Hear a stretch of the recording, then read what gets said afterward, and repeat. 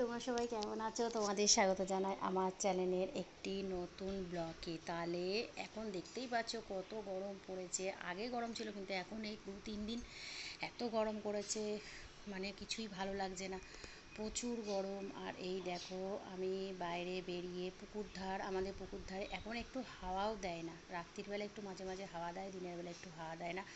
তাহলে বন্ধুরা, সকালবেলা উঠে সব কাজকর্ম ফেলেছি। এইবার তারপরে কি রান্না বান্না করবো চলো তোমাদের সঙ্গে শেয়ার করি, তোমরা ভিডিওটা দেখতে থাকো।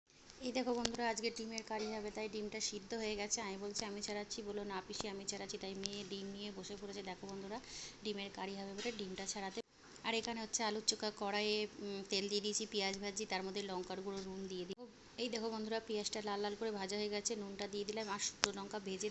এই দেখো বন্ধুরা, আলুটা সিদ্ধ করে জল ঝরিয়ে নিয়েছি। এবার মেয়ে কী করছে দেখো, আলুটাকে গ্লাস দিয়ে ঠেসছে, কারণ পুরো মিহি হয়ে যাবে, নাহলে দানা দানা থাকে, তাই পুরো ঠেসে নিচ্ছে। এইবার আমি আলুর চোখাটা বানাবো। আলুটা ঠেসার পর বন্ধুরা, কড়াইয়ে পেঁয়াজটা ভাজা হয়ে গেছে, তারপর লঙ্কা মেখে আলুটাকে কড়াইয়ের মধ্যে দিয়ে দিলাম। এবার একটু ভেজে ভেজে নেবো, এইভাবে করবে, আলুটা খুব ভালো। আর তার সাথে বসিয়ে দিয়েছি ডাল, গরম গরম ডাল আর আলু ভাতে। বন্ধুরা, ডিমগুলোকে ভেজে নিলাম। এই দেখো ভাজার পরে এবার ডিমের কারিটাও করে নেব। এই দেখো বন্ধুরা, ডিমের কারিটাও আমার রেডি। তাহলে বন্ধুরা, কি গরম বা কেমন গরম পড়েছে তোমরা বলো। এই গরমের মধ্যে সত্যিই কিছু ভালো লাগছে না, বিশেষ করে তো রান্না বান্না করতে ভালোই লাগছে না।